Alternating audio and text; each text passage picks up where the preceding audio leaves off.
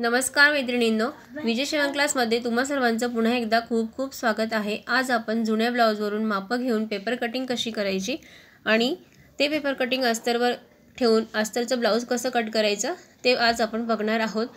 तर सगळ्यात आधी आपल्याला इथे ब्लाउज उंची मोजायची आहे। ब्लाउज उंची मोजण्यासाठी ही जी शोल्डर पट्टी आहे, शोल्डर पट्टीच्या सेंटरमध्ये टेप ठेवायचा, असा न ठेवता शोल्डर पट्टीच्या सेंटरमध्ये टेप ठेवून खालीपर्यंत ब्लाउज उंची मोजायची। आता इथे ब्लाउज उंची आलेली आहे 15 इंच। तर आता हे ब्लाउज उंची आहे 15। त्यानंतर चेस्टचं माप मोजण्यासाठी ब्लाउज हे असे हुक लावून ठेवायचं आहे, व्यवस्थित सेट करायचं आहे आणि मग ह्या फिटिंग सिलाईपासून तर समोरच्या इकडच्या फिटिंग सिलाईपर्यंत हे मोजायचं आहे। कपडा थोडासा खेचायचा आहे, जास्त खेचायचा नाही, नॉर्मल। आणि ते जे काही एवढे येत असेल, आता इथे हे येत आहे 22.5 इंच, तर 22.5च्या डबल आपल्याला इथे करायचं आहे। आता हे 22.5 आलेले आहे, तिथे असा हा टेप फोल्ड केला की तुम्हाला त्याचं डबल 22.5चे डबल मिळालं आहे इथे 45 इंच। तर आता हे जे ब्लाउज आहे ते 45 इंच म्हणजे 45 साईजचं आहे। तर ह्या 45 साईजचं आपण ब्लाउज कटिंग आज बघणार आहोत। त्यानंतर मग कमरेचं माप मोजायचं असतं।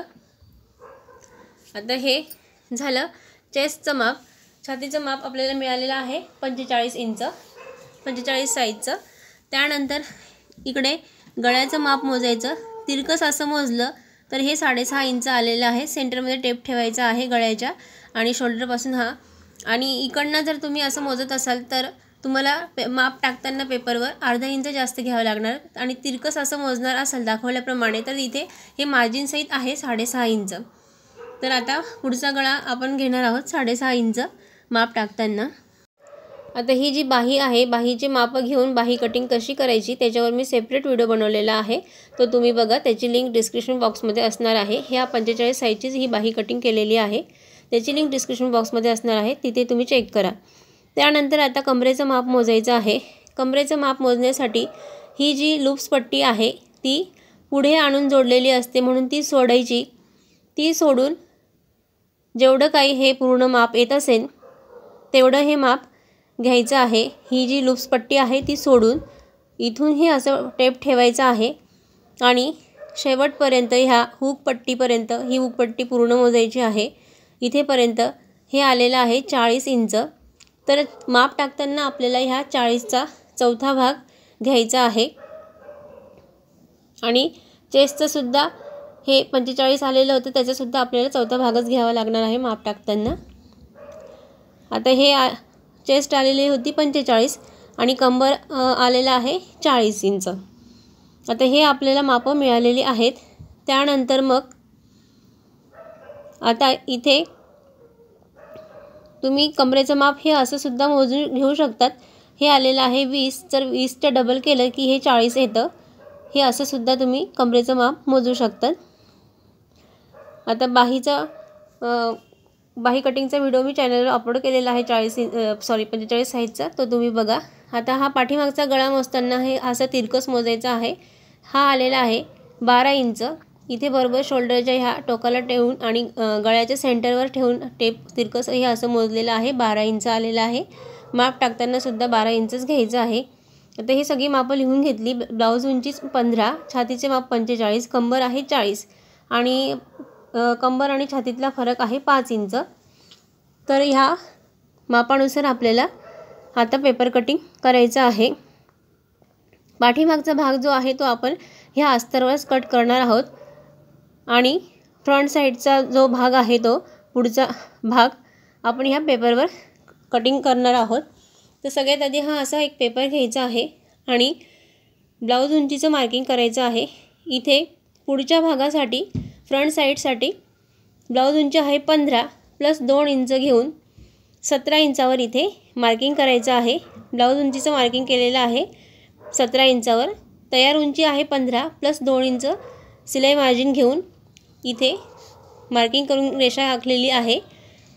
हा पुढचा भाग आहे, पुढच्या भागाचं कटिंग करत आहोत। मागच्या भागाचं कटिंग हे अस्तरवरच करणार आहोत डायरेक्ट। आता इथे शोल्डर घ्यायचा आहे 45 साईजसाठी 6 इंच, पण त्याच्या आधी इकडे हुक आय पट्टीसाठी पाव इंच किंवा अर्धा इंच मार्जिन सोडून ही अशी रेषा इथे आखायची आहे।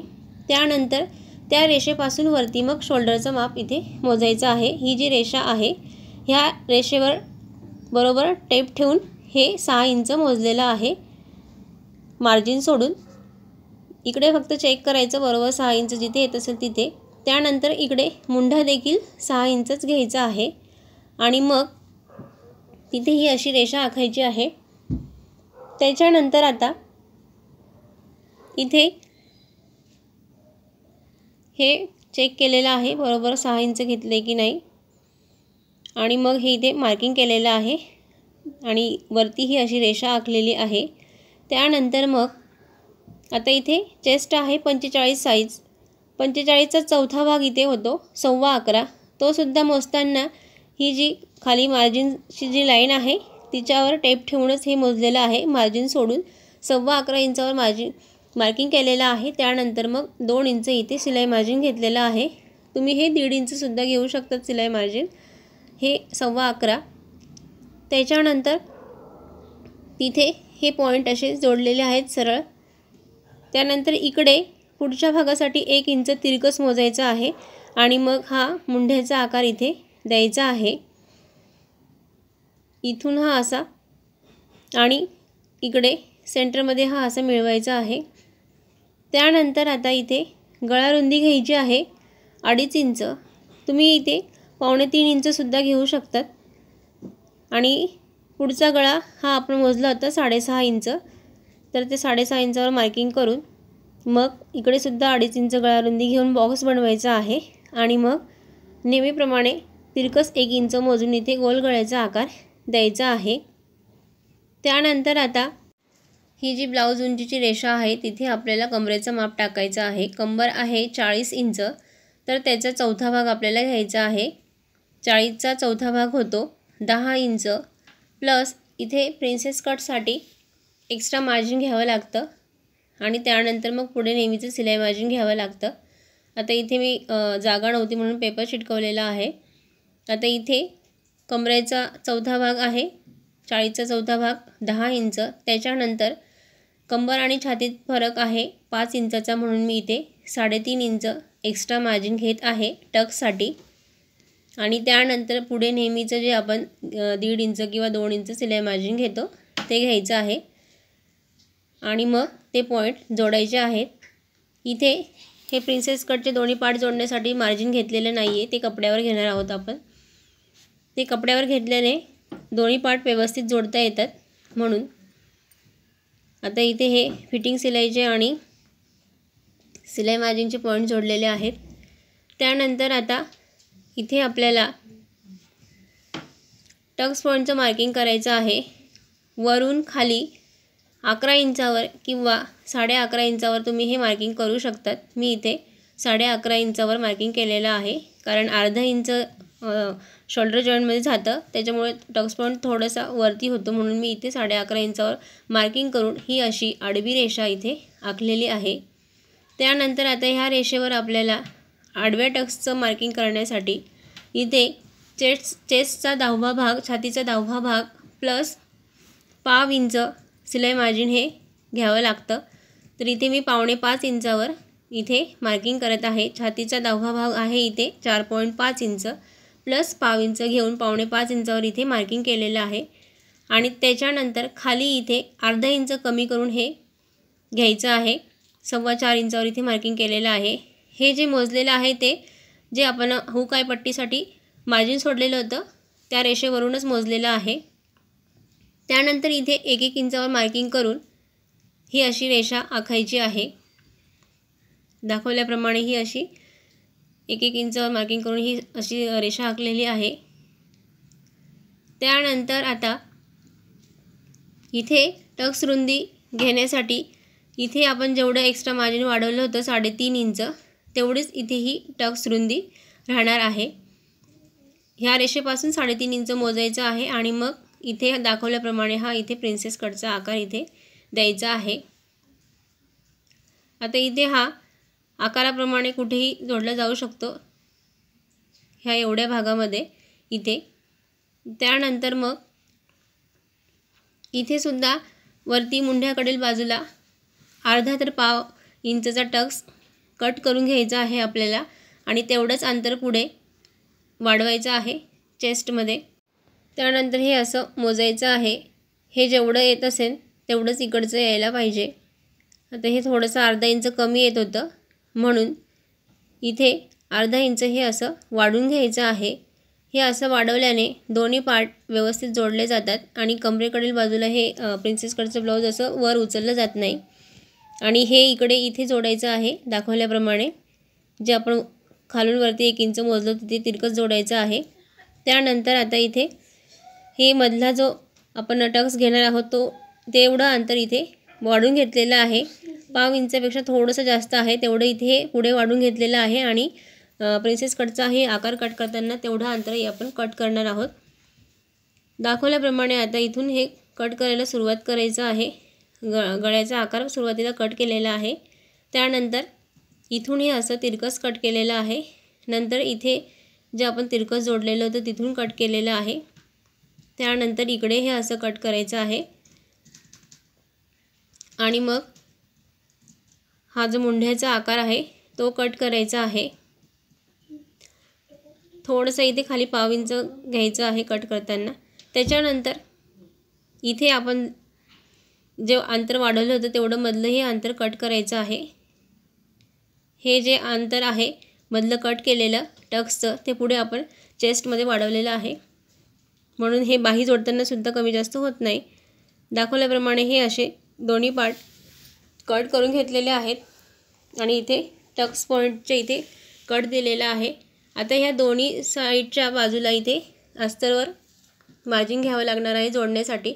आता पाठीमागच्या भागाचं अस्तरवर कटिंग करणार आहोत।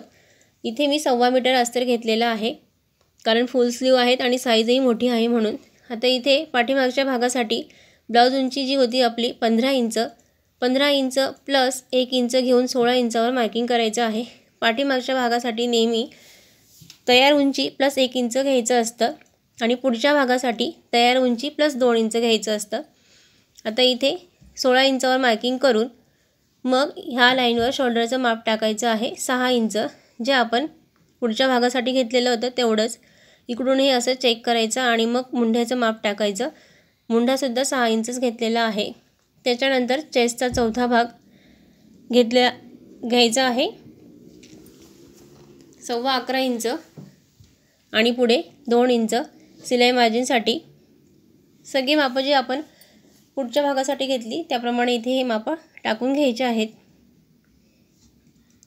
आणि नंतर इकडे खाली कमरेचं माप टाकायचं आहे। कंबर होती 40 इंच, त्याचा चौथा भाग घेतला आहे 10 इंच प्लस 1 इंच टक्ससाठी 11 इंचावर हे असं मार्किंग केलं। त्याच्यानंतर मग पुढे 2 इंच सिलाई मार्जिन घेतलेलं आहे आणि त्यानंतर हे पॉईंट जोडायचे आहेत। त्याच्यानंतर आता मग गळारुंदीचं मार्किंग करायचं आहे जे आपण पुढच्या भागासाठी घेतलेलं होतं तेवढंच। आता हे पॉईंट जोडून घेतलेले आहेत। त्याच्यानंतर इथे 1.5 इंचावर तिरकस हे असं मार्किंग करून मुंढ्याचा आकार इथे दिलेला आहे।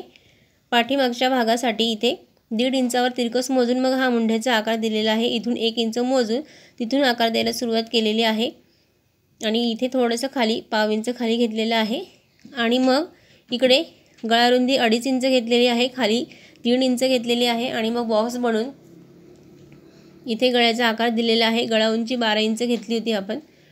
त्यानंतर हा मुंढा मोजायचा आहे। हा येत आहे 9.25 इंच आणि बाहीचा मुंढा इथे चेक करायचा आहे। हा बाही मुंडा आहे 9.5 इंच प्लस आपल्याला इथे सिलाई मार्जिनसुद्धा लागणार आहे 9.5 प्लस अर्धा इंच सिलाई मार्जिन। हा पूर्ण 10 इंच यायला पाहिजे पण हा 9.25 इंच येत आहे कारण हे अर्धा इंच सिलाई मार्जिनमध्ये गेलं की हा 9.25 मुंढा होईल म्हणून इथे पाव इंच कमी पडत होतं म्हणून वरती वाढवून घेतलं आहे। हे असं वाढवल्याने शोल्डर पुढेही येत नाही आणि मग बाहीत किंवा काखेत टाईटही होत नाही। आता इथे हे टक्सचं मार्किंग करून घेतलेलं आहे वरती 4 इंच आणि मग दोन्ही बाजूला अर्धा इंच मार्किंग करून हे 4 इंचावर मार्किंग केलेलं आहे आणि दोन्ही बाजूला अर्धा इंचावर मार्किंग करून तिरकस हे असं जोडलेलं आहे। टक्सचं मार्किंग करताना जे फिटिंग शिलाईचा पॉईंट असतो तिथून हे निम्मे करायचं. त्याच्यानंतर इथे पाव इंच किंवा पाऊण इंच हे घेऊन पाऊण इंच घेऊन हे असं पाऊण इंच मोजून ह्या टक्स पॉईंटला इकडे जोडायचं आहे आणि ते कट करायचं आहे.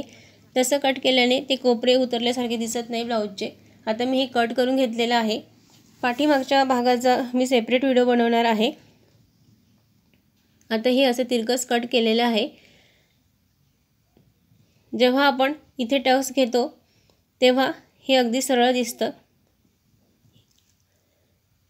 हे असं कट केलेलं आहे. असं टक्स घेतल्यानंतर हे सरळ दिसतं.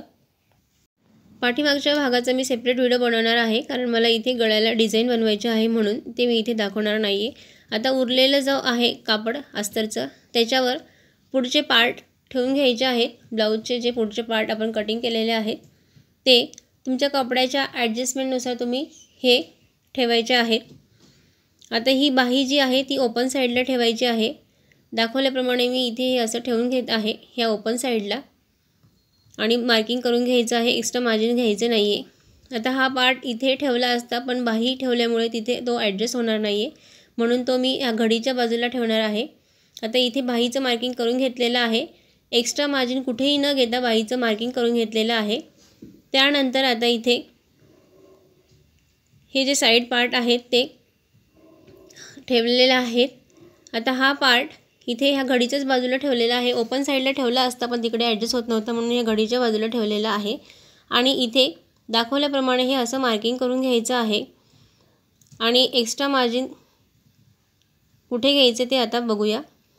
आता इथे जसं आहे तसं एका बाजूला इकडे हे असं गळ्याकडच्या बाजूला मार्किंग करून घेतलेलं आहे. इथे पिनअप करून ठेवा म्हणजे हे सरकणार नाही.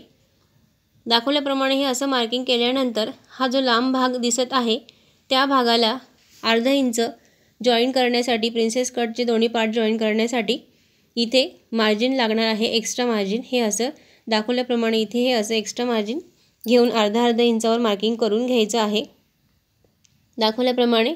आणि हे असे पॉईंट जोडायचे आहेत. हा जो लांब भाग आहे त्या बाजूला अर्धा इंच मार्जिन घ्यायचं आहे. बाकी कुठेही मार्जिन एक्स्ट्रा घ्यायचं नाही आहे. त्याचप्रमाणे हा जो दुसरा पार्ट आहे त्यालासुद्धा असंच करायचं आहे. ह्या भागाकडे अर्धा इंच घेतलं आहे. त्यानंतर इथे जसं आहे तसंच केलेलं आहे मार्किंग, एक्स्ट्रा घेतलेलं नाही आहे. त्यानंतर आता हा जो दुसरा पार्ट आहे त्यालासुद्धा मार्किंग करून घ्यायचं आहे. फक्त गोलाकार बाजू जी आहे तिथे अर्धा इंच मार्जिन घ्यायचं आहे. बाकी जसं आहे तसंच मार्किंग करायचं आहे. दाखवल्याप्रमाणे हे असं मार्किंग करून घ्यायचं आहे. इथे मात्र अर्धा इंच एक्स्ट्रा मार्जिन घ्यायचं आहे. हे विसरायचं नाही. हे दोन्ही पार्ट जॉईन करण्यासाठी हे एक्स्ट्रा मार्जिन लागतं.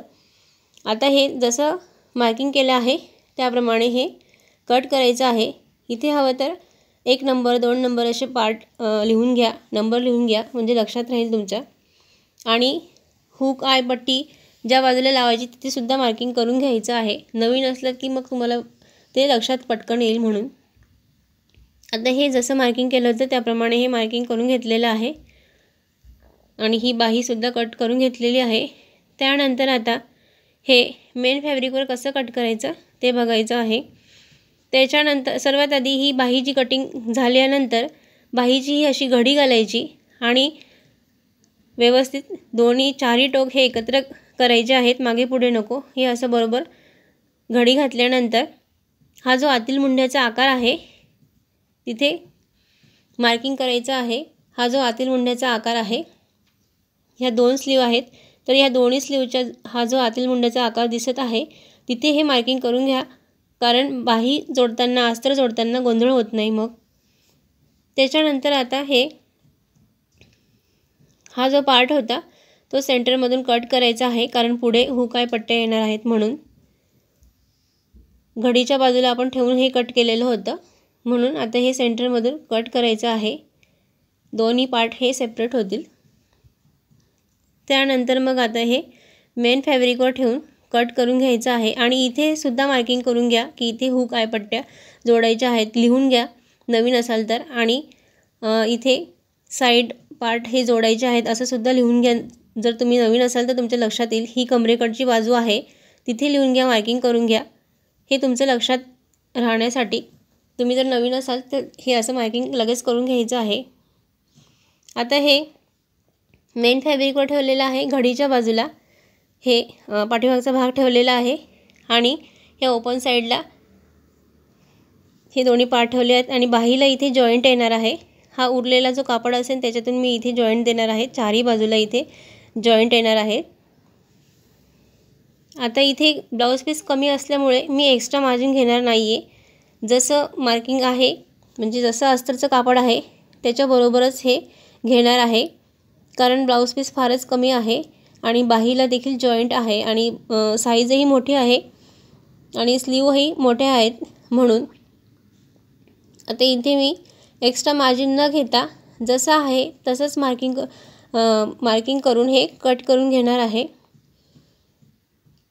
दाखवल्याप्रमाणे हे असं कट करायचं आहे। जर कपडा जास्त राहिला असता तर मी साइड पार्टला प्रत्येक पार्टला अर्धा इंच जास्त मार्जिन घेऊन हे कट करत असते, पण आता इथे कपडा कमी असल्यामुळे मी जसं आहे तसंच हे घेत आहे, एक्स्ट्रा मार्जिन घेतलेले नाही आहे। आणि मग आता ते अस्तर आणि मेन फॅब्रिक जोडून घ्यायचं आहे। इथे दाखवल्याप्रमाणे हे असं कट करायचं आहे। आता हा एवढाच कापड उरलेला आहे एक्स्ट्रा, तर तोच कापड मी आता बाहीला जॉईन करणार आहे। हे जे छोटे छोटे तुकडे उरलेले आहेत तेच आता मी इकडे बाहीला जॉईन करणार आहे। आता हे कट करून झाल्यानंतर मेन फॅब्रिक आणि अस्तर जोडून घ्यायचं आहे। इथे कापड सरकायला नको म्हणून मी इथे पिनअप करून घेतलेलं होतं। त्यानंतर हे असं ओपन करायचं आहे। ही आहे उलट बाजू, तर ह्या उलट बाजूवर दाखवल्याप्रमाणे हे अस्तरचं कापड असं ठेवायचं आहे दाखवल्याप्रमाणे आणि मग ते शिवून घ्यायचं आहे अस्तर आणि मेन फॅब्रिक। इथे सुद्धा हे असंच करायचं आहे। ही दोन्ही ह्या उलट बाजू आहेत, ह्या उलट बाजूवर दाखवल्याप्रमाणे हे दोन्ही पार्ट जे आहेत दोघींचा सारखा आकार जो आहे तो एकमेकांसमोर यायला पाहिजे, ह्या पद्धतीने हे सेट करायचं आहे। आता इथे मी हे जॉईन करून घेतलेलं आहे अस्तर आणि मेन फॅब्रिक। त्यानंतर आता हे दोन्ही पार्ट जोडायचे आहेत दाखवल्याप्रमाणे। खालचा जो पार्ट आहे त्याच्यावर हा दुसरा पार्ट ठेवायचा आहे। वरचा पार्ट ठेवताना पाव इंच मार्जिन, खालचा जो पार्ट आहे तो खालचा पार्ट तिथे पाव इंच मार्जिन सोडून, इथे पाव इंच मार्जिन सोडून मग त्याच्यावर हा पार्ट ठेवायचा आहे असा, आणि मग हे दोन्ही काठ बरोबर घेऊन इथे सिलाई घ्यायची आहे आकाराप्रमाणे। आता मी इथे हे जोडून घेतलेलं आहे आणि धागेसुद्धा लॉक करून घेतलेले आहेत। आता मी 36 साईजचं प्रिन्सेस कटचं अस्तरचं ब्लाऊज शिवून दाखवलेलं आहे। तिथे हुकाय पट्ट्या कशा लावतात आणि खाली कंबरपट्टी कशी लावतात तेही दाखवलेलं आहे। तो व्हिडिओ तुम्ही बघा, कारण साईज वेगवेगळी असली तरी शिवण्याची पद्धत एकच असते म्हणून। आता इथे मी हे दोन्ही पार्ट जोडून घेतलेले आहेत आणि इथे हुकाय पट्ट्या लावायच्या असतात, खाली कंबरपट्टी लावायची असते। सगळ्यात आधी कंबरपट्टी लावायची असते, पण कंबरपट्टी लावण्याच्या आधी आता इथे हे कोपरे उतरल्यासारखे थोडेसे दिसत आहेत म्हणून ते सरळ करण्यासाठी दाखवल्याप्रमाणे हे असं सरळ करायचं आहे। तिरकस हे असं मार्किंग करून हे असं सरळ करायचं। ह्याचप्रमाणे दुसऱ्या पार्टला देखील हे असं करायचं आहे।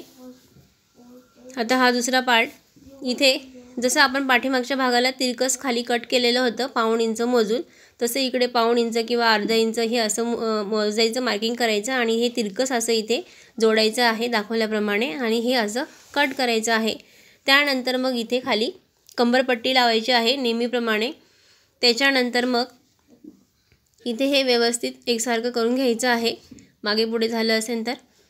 त्याच्यानंतर मग इथे कंबरपट्टी लावून झाल्यानंतर हुकाय पट्टी लावायची असते आणि मग हुकाय पट्टी लावून झाल्यानंतर त्या पट्ट्या लहान मोठ्या होतात किंवा आपल्याला जे मापाचं ब्लाऊज असेल त्याच्यानुसार ह्या पट्ट्या कशा कट करायच्या तर त्याच्यावर मी व्हिडिओ बनवलेला आहे, तो तुम्ही बघा। आणि हुकाय पट्ट्या कशा जोडतात त्याच्यावर पण सेपरेट व्हिडिओ बनवलेला आहे, तोही तुम्ही बघा। त्यानंतर हुकाय पट्ट्या लावून झाल्यानंतर मग गळ्याला पायपिंग करायची असते। आता इथे मी हे जोडून घेतलेला आहे। तुम्हाला माझा हा व्हिडिओ कसा वाटला कमेंट करून नक्की सांगा आणि चॅनलवर नवीन असेल तर प्लीज चॅनलला सबस्क्राईब करा, व्हिडिओला लाईक करा।